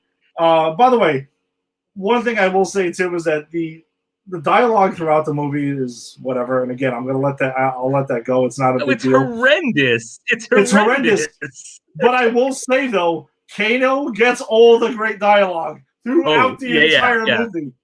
Every one-liner is hit where he's making fun of it. Essentially, it's like so this actor brought in his own writer to punch up the script. It's like, I've just hired this guy to punch up the script here, so I actually have some interesting things to say. Because he gets you're right, he gets every good line. Like, every funny line is his, every funny moment is his. Like, he literally steals the show from everyone in this movie. And if you told me going into this, by the way, Kano is going to be the guy you're going to like the most, I'd be like, get the hell out of here. Like, what are you talking about? No one likes Kano in the game. No, I hated Kano in the game because A, he was hard and he used to kick my ass, and B, he was not fun to play as. So it's like, it's not even like he's hard and I get to play as him and I get to kick ass. No, he sucks when you play as him. Yeah, he's just like in the game, he's just not that cool, except for the fatality, which ripping someone still beating hard at is cool, but you don't want to get to that point because you don't want to play a match as him. Exactly, yeah. So, by the way, Sonya offers him $3 million to go ahead and go on this adventure with it, and he believes that is like, oh yeah, no, was it $2 million? No, make it $3 million. He's like, okay, but it's actually hilarious when he goes inside Sonya's trailer or whatever the hell that was, and Cole Young is like, you got $3 million, and she's like, no, I don't. I live in this shithole. What makes you think I have $3 million? Like, Kano, like, what the hell are you doing, man? I thought that was actually hilarious. I thought that was really funny too. But again, it's one of those things like it's a Mortal Kombat movie. But I'm glad they acknowledged it. Like, they were self-aware of it. That I thought was actually smart. And I think that's what I like about this movie is it's completely self-aware of what it is. Like, we're not like when you eventually get to close to the end of the movie where they isolate these guys to get one-on-one fights, like that's the plan. Like, all right, they want to stop the Mortal Kombat. Let's force them into it. So now let us use a plot device which forces us to have pretty much, 45 minutes of nothing but fight scenes in this movie because that's what this movie is. Like, but again, they're acknowledging that, yes, this is what we're doing. We're setting this up for a fight because that's the fucking movie. It's a video game that was a fighting game. Yeah, like, and for a fighting game, it did have like a lot of story over the years. Like, it started to get like a lot of what's the word I'm looking for? I don't know, whatever. Mortal Kombat developed a whole like mythology. There you go, a whole mythology behind it. Where Street Fighter and everything, not really so much. Which is, you see what happens. You get Van Damme as Guile back then, and that's what you get with the Street Fighter movies. Oh man, that's brutal. I've still never seen that movie. Are you serious? I guess where I saw Street Fighter. Original theater? Movie did I see? Yes, I did. I went with Burr and Steve and all those guys, and we came out of that movie theater so pissed off. It was amazing. Oh. We were furious. I have to watch it at some point. I mean, I've just heard so many things about it. I've heard how bad it is. I'm like, I don't know, man. I don't think I can do it. But if we do it for this show, I'm gonna have to. Guess what? If you're gonna subject us to watching Super Mario Brothers again, which I thought I would never do in my life, then guess what, my friend? You're gonna watch Street Fighter, and you're gonna see coked up Jean-Claude Van Damme. You're gonna see Kylie Minogue. You're gonna see like insanity. You're gonna see Raul Julia's last movie. Which, look, in all seriousness, that makes me sad. It is that really depresses sad, the hell out of me that the great Raul Julia, who was like Gomez Adams, but also was Man of La Mancha on Broadway and did all of these wonderful things, his last role was M. Bison in the Street Fighter movie. Yeah, that's something that the universe just got wrong. Like you can't do that to him. It's not right. He deserves It's better not than that. right. But some of the cool things I've also saw the fatalities in this movie, like I said about Kano's, I thought was really cool. Yeah. Jax's fatality, the smash into the head, was directly from the game. I thought That was cool. great. Liu Kang's dragon from the game, where he goes in and bites this dude in half, was another thing that's fantastic. Liu Kang's scissor kick from the game, where he gets pissed off at that dude, and he's like, he does the whole bicycle kick thing. I thought that was great. I don't care about the logic behind it. Who gives a shit? I got to see Liu Kang do a bicycle kick in live action. I'm happy. And the fight at the end between Scorpion and Sub-Zero, when Scorpion is basically gone in the entire movie, and he shows up, and I thought it was actually kind of funny because they're speaking in, and they make an emphasis that they're speaking Japanese and Chinese to each other between Sub-Zero, but the only English line he said, well, either one of them said is, "Get over here!" I was like, I don't care, whatever, fine. You gave it to me. It's a Mortal Kombat movie. It's a Mortal Kombat movie. I have to admit that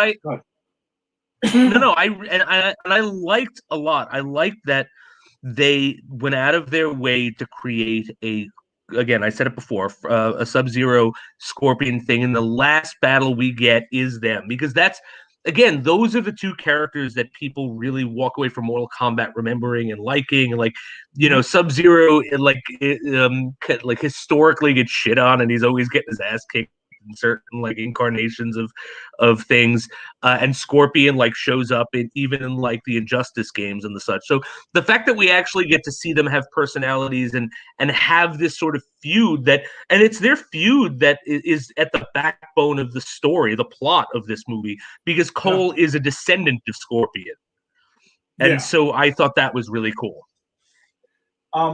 So I think there's the tease at the end with Cole Young when he's going to Hollywood to go recruit Johnny Cage. Yes, I thought it was tremendous.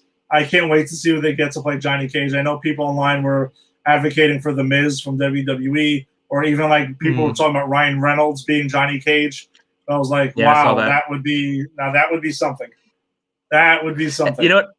I could see Ryan Reynolds doing that if he's a fan of this game, like, because he's a guy who would go, "Oh, I like Mortal Kombat. Yeah, I'll play Johnny Cage." Like, I could see him doing that. Yeah, exactly, and he could totally nail that and do that. I think The Miz would be pretty cool too, because he kind of has that like Johnny Cage persona in WWE. Yeah. So I can see that. My biggest knock against this movie, besides, I mean, I didn't like the Cole Young character at all. Like, no, I thought he was useless. That's actually my biggest knock on the movie too. Yeah, like you could have just had Scorpion and Sub-Zero still do their thing, and Cole Young really not needed, even though it's like they tried to push him to the forefront really hard. I thought where I thought they were going, and they didn't, is I thought that his power was going to be to like take on the soul of his ancestor and become Scorpion. Like, that's where I thought they were leading, because I know Cole was like, that's a guy they made up for this movie. So I kind of thought, until that last battle when Scorpion comes in his own guy, I thought that was going to be his power. Like, he was kind of lame. His power was he gets a shirt and some sticks. Like, you know, his mana, which who cares what it's called, but his whole power is he gets that. And I didn't really think that. I thought they needed to do more with him, or they needed to just not have him in it. Like, this Liu Kang could have been the protagonist of this movie. He typically is. He typically is in Mortal Kombat. Yeah. I mean, Liu Kang could have done everything this guy did, and they just didn't have Liu Kang in the temple. It was just what's his face, the guy with the hat. Kung Lao. You know, Kung Lao. That's it. So yeah, I don't know why Cole was there and kind of lame, as I think, to be honest. Yeah, he's just whatever. And the fact that he kills Goro, I was like, really? Really? Goro's a big deal in Mortal Kombat mythology. Yeah. Like, really? Cole, this genre guy? As someone who's fighted, as someone who's fight Goro, he's a pain in the balls. He's hard. I've played him in that game. He doesn't go down easily. The fact that this non-character gets to take him down, that was ridiculous. Yeah, that was totally bullshit. Who did all right? So who was your favorite character or characters to play as in Mortal Kombat? So it was Scorpion and Sub-Zero. Scorpion because he was the only one whose fatality I had figured out when I was a kid. Mm-hmm. So I could always do because it was kind of easy. It was like back forward.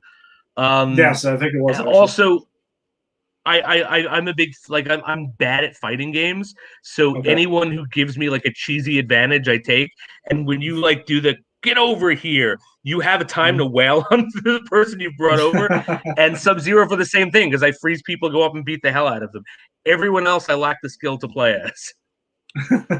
Yeah, my favorite character to use at least in the first two Mortal Kombat games, I loved Raiden a lot. I also loved Raiden, Scorpion, Scorpion, Sub-Zero. Liu Kang was like the super cheese guy. Like if you were playing against somebody and you really wanted to be like really cheesy to them and just the fighting game term of cheese, Liu Kang was the guy to use because you just couldn't get 2 seconds to breathe if you just kept on doing his moves over and over again. And I liked Johnny Cage a lot. I used to love using Johnny Cage when he used to do the split and like punching the balls, and then you do the uppercut. Yeah. So yeah, those are my guys that I really liked it, and I want to play the later games too which I never got a chance. Because I know it got crazy where they had RoboCop in it and Terminator and Freddy Krueger and they went all batshit crazy with they got the licenses to everything. I want to play a fighting game and be Freddy Krueger and do a fatality to somebody. I mean, come on. Yeah, I mean, who doesn't? Come on, that's pretty awesome. So, all right. So I guess overall thought of it, though. So I guess we both enjoyed it. What was the scene you wanted to talk to me about? No. The scene was the fatality, Kano's fatality, because that was that was the moment where I was all on board with this because it was like, this is crazy. I didn't expect this level of craziness. And look, I'm not sitting here saying this is a good movie, a good artistic movie. It's not. It's a Mortal Kombat movie. As you said at the top, it's not Citizen Kane. You don't expect it to be. But like the dialogue is not great, but who cares? I think actually I give credit to the plot because this movie tries to have a plot. I don't think the originals did. The originals were just, it's a fighting tournament. Exactly.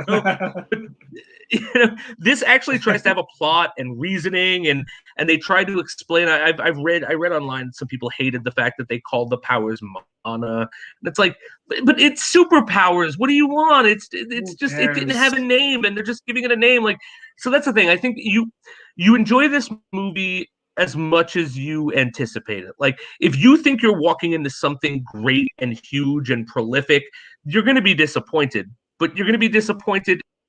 I don't think there's a video game movie that is that, This is, I think, a really good video game movie that does some fan service. It does a lot of good action. I think the action is good. The CGI is good. And at the end of it, I will probably never watch it again after we talk about it. Maybe I'll catch it on cable, not because I don't like it, because I've already seen it, but it's like, it's a fun ride. I would definitely watch it like for the first time if I haven't seen it yet.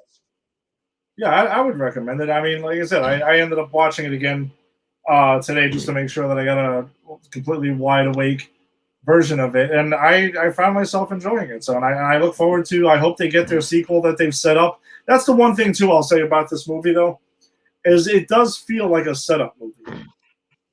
Overall, it kind of does. I don't know if it really stands on its own completely. So hopefully we get the setup movie with the actual tournament, and we can see, where the hell it goes. And I hope we do get more of the same. Honestly, I hope we don't go too crazy. I want to see Kano back because if you don't have Kano in it, I might lose my mind. Yeah, right. No, he's what we're going there. And I can't believe I said that out loud, and I never thought about it until right now. Right? Kano. Whoever thought, when I was a kid, if you told me Kano was going to be my favorite character in a Mortal Kombat franchise, I'd tell you were crazy. It's really, really hard to believe. But yeah, and if you, I think it jumped on HBO Max though. But if you are into Mortal Kombat though, you should check out Mortal Kombat: Scorpion's Revenge. It was an animated movie that dropped last year. That came out, and I watched it. I was waiting for it because it was during quarantine when we literally weren't going anywhere, and I bought the animated movie immediately on digital. It is awesome. I will actually say comparatively, and it's not a knock against this movie, Mortal Kombat Scorpion's Revenge is better. It's better, and it's actually just as violent, if not more violent. And it focuses, obviously, being called Mortal Kombat Scorpion's Revenge, you can see it focuses on Scorpion. But I bet you Kano isn't as fun in it. No, absolutely not. No, you do not get the awesome Kano in it. So if you're looking for awesome Kano, no, do not watch that. Then skip over it. It's not there. Oh man, I was actually gonna start writing down his one-liners, but they were coming so fast and furious. I couldn't keep up with it. I was just like, yeah. No, they're so good, and I love that scene when he turns on them. I love that he turns on them. Like they're just like, hey, if you let us in, we give you riches. Oh, okay. Like, because it was just, again, like, why did these guys think this guy was going to help them? What idiots? Yeah, I don't know about that. So he's owed $3 million by Sonya, and apparently there's riches and money that Shang Tsung, I guess, was going to give him too. I don't know. Right. Kano, you also got to start checking people's like net worth, I think, before you start accepting these deals from people. Yeah. When you're resurrected. He needs to run some credit scores, some credit checks. Yeah, it'll work out better next time when you're resurrected by Shang Tsung for the sequel. So just remember that. Exactly. All right, so I guess that wraps up this episode of Granny's Peach Tea. Next week we will be back. We will not have MCU content for a little bit, but we will have a bunch of CW stuff since Legends of Tomorrow comes back on Sunday for its new season. Jason's excited for Batwoman coming back, so I know we have that. Black Lightning and Supergirl and Flash is back actually too. So we have the full complement. We have 5 CW shows to cover next week. Wow. Along with Sin City, which we will do next week. We are not going to supersede Sin City again. But we don't have Invincible, and we don't have an MCU thing. So I guess the CW, I guess that's going to be the majority of what we're talking about then. I wonder if we're actually going to get if Melissa Benoist is going to, get some time away from whatever movie she's shooting to come and do her show. Or if this can be another Supergirl episode. I would like to see Melissa Benoist on Supergirl next week. I'm hoping for this. I would be excited if we get to see this. And she's not in the Phantom Zone. Maybe this is the episode where she leaves the Phantom Zone. I don't know. Just throwing shit at the wall and see what's interesting. Yeah, I don't know. Just maybe Painkiller can rescue her. We can have a crossover. Why not? Maybe she's with Kate Kane. I don't know. Maybe that's where Cara Danvers is. Why do you got to ruin Supergirl for me? I'm sorry. Yeah, I screwed up there. I went for it and I ruined it. I don't want to ruin anyone's weekend. All right, so thanks for joining us again from whatever medium it is. If you liked what you saw here and you're on Facebook, join our Granny's Peach Tea Facebook group and join the Pop Culture Pros group. Next week, if you want to check out, you got A to Z with Eric coming out on Monday. And after that, there will be the Empire 161 show. Me and Jerry will be back to be talking about the week in Yankees baseball. On Tuesday, we got the Just Too Sweet show if you're into wrestling with Eric again. And he's also having a bunch of special guests on. So you'll have that in a 4-quarter show with Dave. Wednesday is the Put It in the Book show. And then we will be back next Wednesday for our next episode. We'll be back in our regular Wednesday night home at 8:30. So we will check you guys out then. Let me think. Am I leaving anyone else out? Stream Wars Pros. They were actually on last night. They covered a bunch of stuff. They talk about a lot of the streaming services and the shows that are on them. I know they briefly talked about Falcon and Winter Soldier and everything like that. So they're our sister show. So check them out. I know they're on the last Thursday of every month. So they did their show yesterday. They'll be back next month. So check that out. It's a pretty wild concept they got going on there. And Jada and Kyle are going to be on. I'm not sure what movie that they're talking about this week or what day they're on since they float around as well. So if you're into movies, check them out. They do a fantastic job covering all kinds of movies. So, Jason, any final thoughts? No, man. Just have a great week, guys. It was great talking to you, Ed. I'm glad we got to hash out some Mortal Kombat stuff, and I'm looking forward to next Wednesday. Absolutely, dude. I always love talking about this stuff. Everyone, have a great weekend. Stay safe. Wear your mask. Get vaccinated wherever you are. Do your thing for this whole thing, and we'll get out of this, and we'll all be able to have our own Mortal Kombat tournament, perhaps one day without any masks on. Exactly, in person. So, and we can dance like Zemo after we win. So, all right. Have a good night, everybody. Peace. Peace.